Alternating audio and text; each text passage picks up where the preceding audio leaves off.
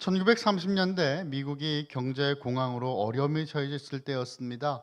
로버트 메이라고 하는 동화 작가에게는 5년 넘게 병상에 누워 있던 병든 아내가 있었어요. 이미 병원비와 생활비는 바닥이 났고 가진 것이 없었던 이들에게는 병원 생활을 지속할 여력이 남아 있지 않았습니다. 메이는 죽음을 앞둔 아내를 위해 동화 한 편을 써 주었어요.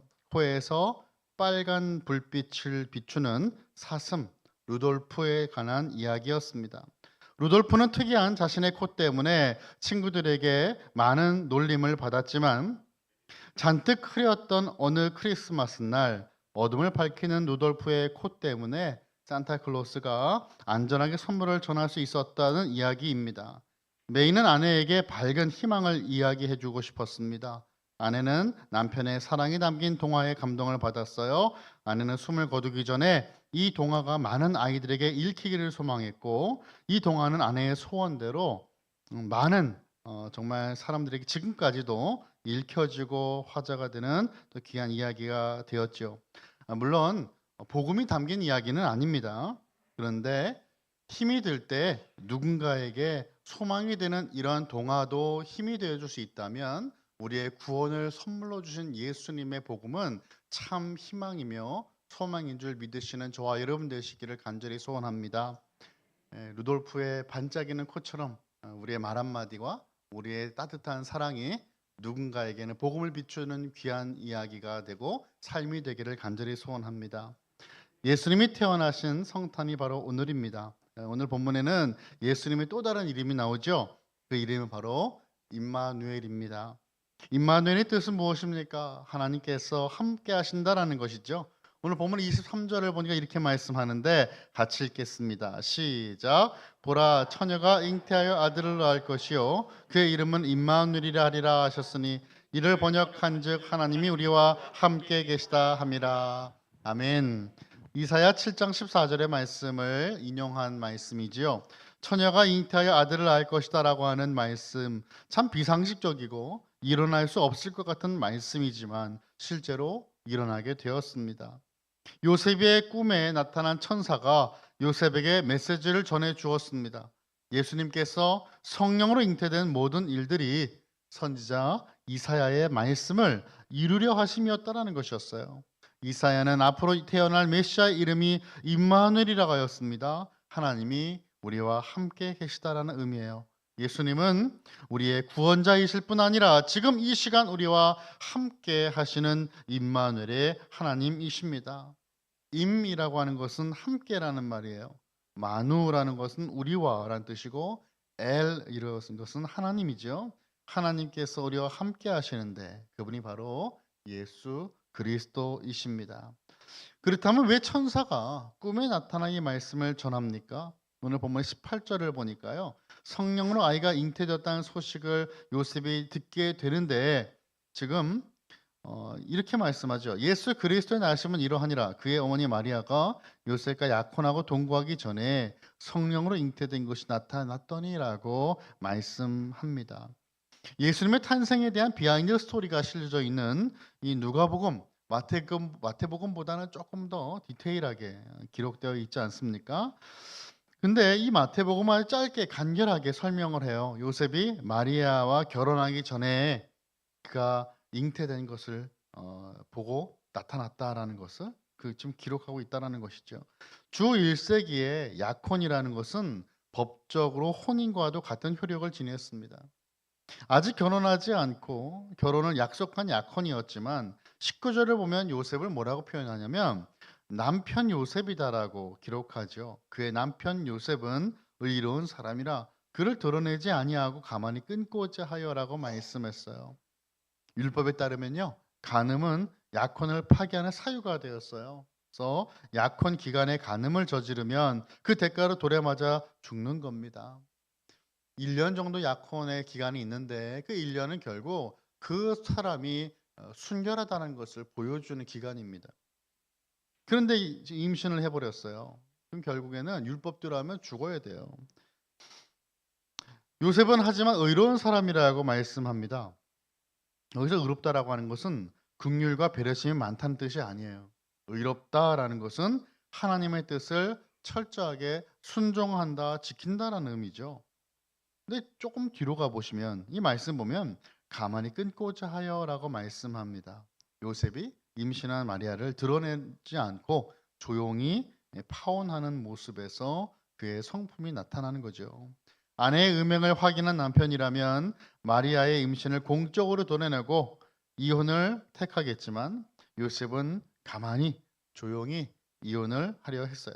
아무도 알지 못하게 비밀리에 처리하는 것을 나타냅니다. 마리아를 세심하게 배려하는 사람이었다는 것을 우리는 말씀을 통해 알 수 있어요. 요셉은 법적인 아내에게 공적인 수치를 주지 않고 은밀히 파혼하려고 했어요. 요셉은 율법을 철저하게 지키는 의인이지만 자신을 배신한 것처럼 보여지는 마리아에게 동정심을 갖고 공적 수치를 주기 대신에 개인적으로 해결하고자 했던 겁니다. 바로 그때 천사는 요셉의 꿈에 나타나죠. 20절. 이 일을 생각할 때 주의 사자가 현몽하여 이르되 다윗의 자손 요셉아 내 아내 마리아 데려기를 무서워하지 말라. 그에게 잉태된 자는 성령으로 된 것이라라고 말씀합니다. 요셉은 자기에게 오직 두 가지 선택만 있을 뿐이라고 생각했어요.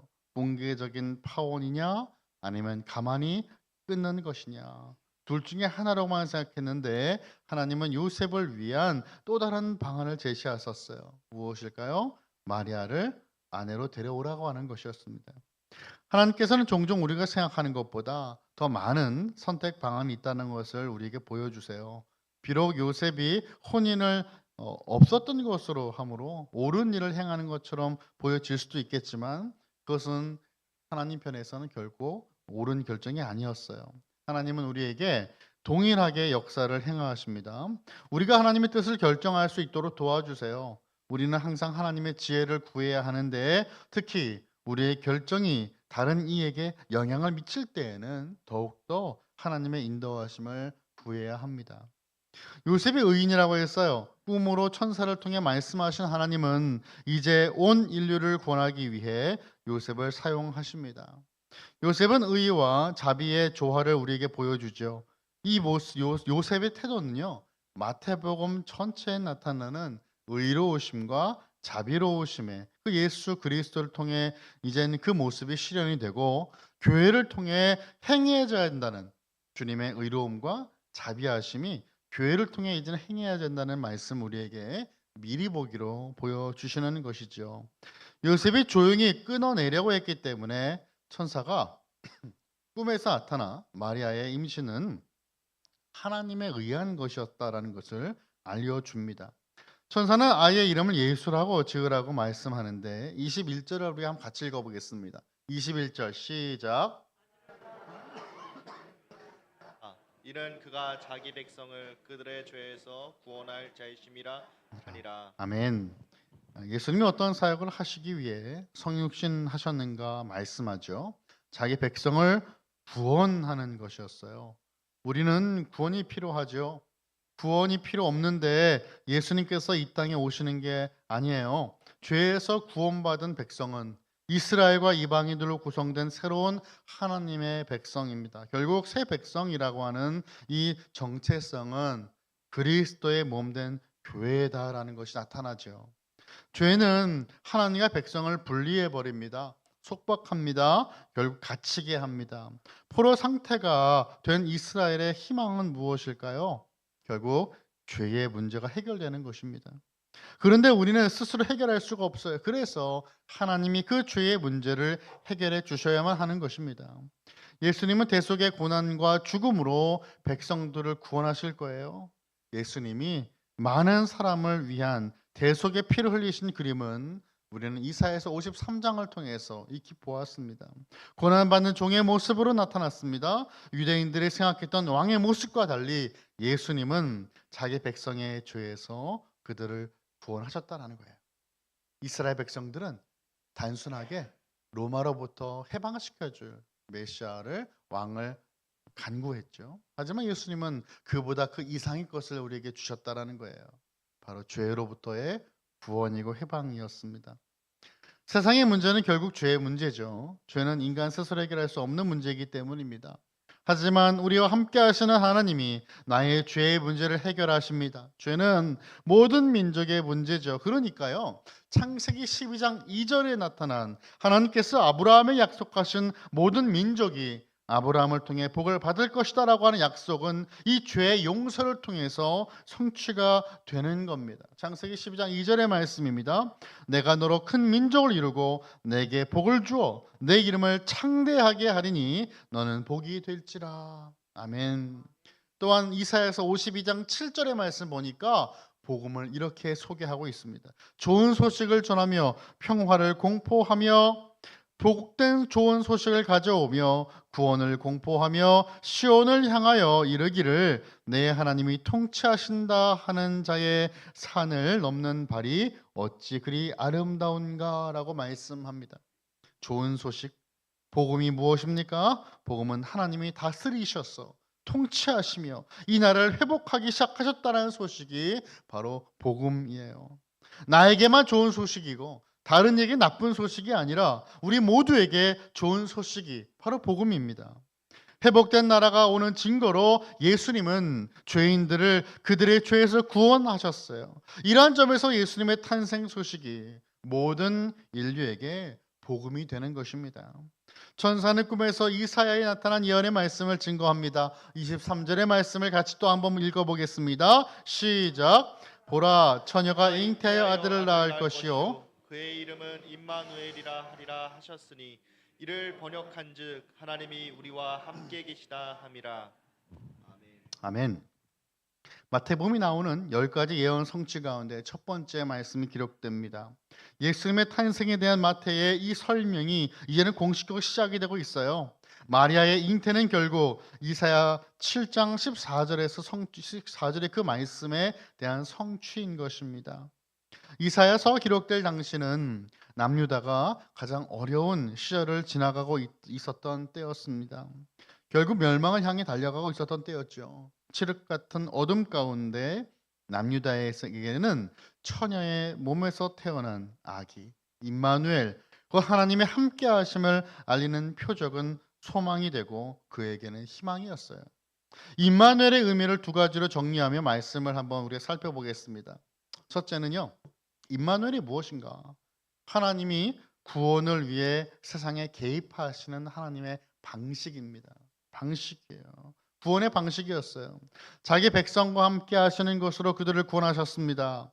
이제 예수님의 탄생은 하나님이 자기 백성을 버리지 아니하시고 구원하시겠다라고 하는 그 약속이 성취되는 것을 의미하고 있어요. 하나님의 구원 행위가 이제 시작되었고 하나님의 구원의 계획이 절정에 이르렀다라는 것입니다. 특히 암울했던 그 시기에 유다에게 임마누엘의 야언이 선포됐어요. 다 버림받은 것 같고 아무도 나를 신경 쓸 것 같지 않은 그 상황에서 함께 하시겠다라고 하는 것은 곧 복음이지요. 임마누엘이었어요. 그 예언이 선포되었고 이루어진 것처럼 하나님은 예수님의 계보가 보여주는 내용처럼 죄의 상태, 세상의 바벨론으로부터 포로가 된 그 상태에 있는 사람들을 구원하실 것입니다. 가장 어려운 시기인 포로 상태에 있는 백성을 구원하기 위해 임마누엘이신 하나님께서 육신을 입고 이 땅에 오셨어요. 자, 두 번째는 임마누엘은 구원의 목적입니다. 죄인들을 구원하신 하나님은 자기 백성과 함께 하시죠. 임마누엘, 즉 우리와 함께 하신 하나님은 마태복음 전체를 아우르는 마태복음 핵심 주제 가운데 하나죠. 예수님 우리와 함께 하시는 하나님으로 밝혀지는 거예요. 이처럼 하나님은 예수님 안에서 당신의 백성들과 함께 하심으로써 구원하시고 구원받은 백성들과 또한 영원토록 함께 하십니다. 특히 예수님은 죄인들과 함께 계시기 위해 이 땅에 오셨다는 사실을 우리는 기억하고 있어요.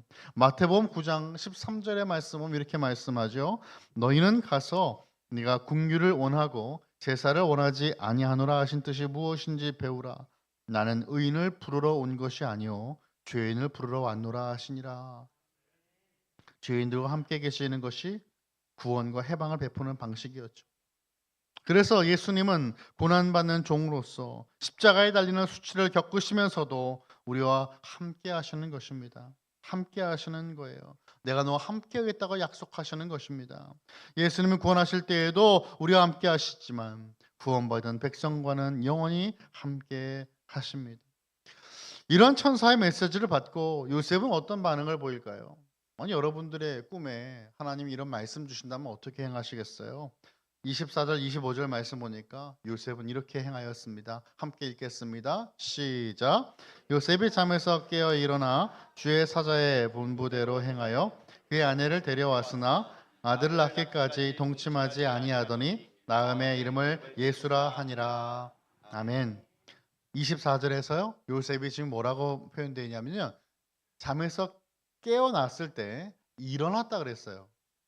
깨어 일어났다. 잠에서 깼구나라고 생각하시면 안 되고, 일어났다라고 한 표현은 꿈을 통해 말씀을 받고 순종을 할 때 보이는 요셉의 모습이었어요. 일어났다.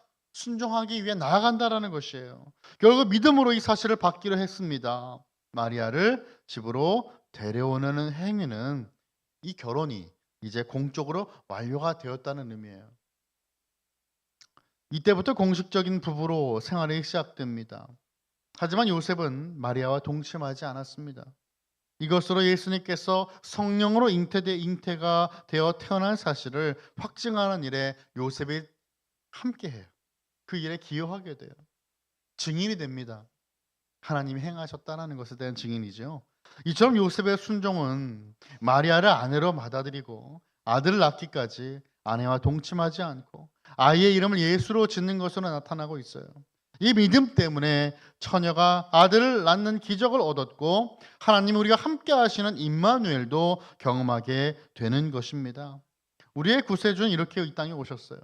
하나님이 처녀의 몸에서 태어나셔서 이 땅에 오심으로써 임마누엘의 계획은 성취가 됩니다.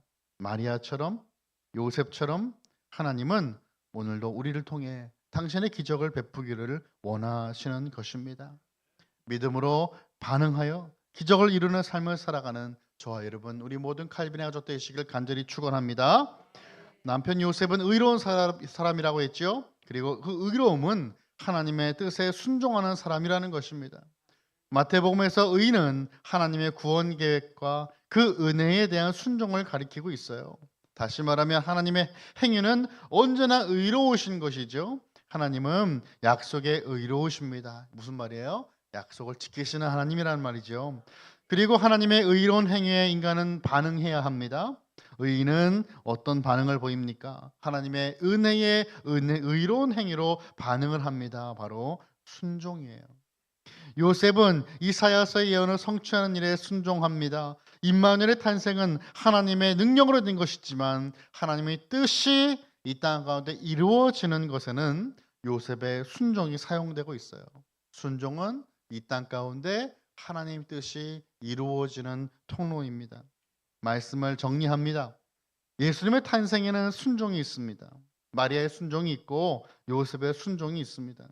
자신에게 돌아올 결과를 계산하지 않고 단순하게 순종했습니다. 그리고 적극적으로 남편의 권리를 포기하였습니다. 예수님이 태어나실 때까지 합방하지 않습니다. 요셉의 순종이 있었기에 우리가 예수님을 다윗의 자손이라고 부를 수 있게 된 것이죠.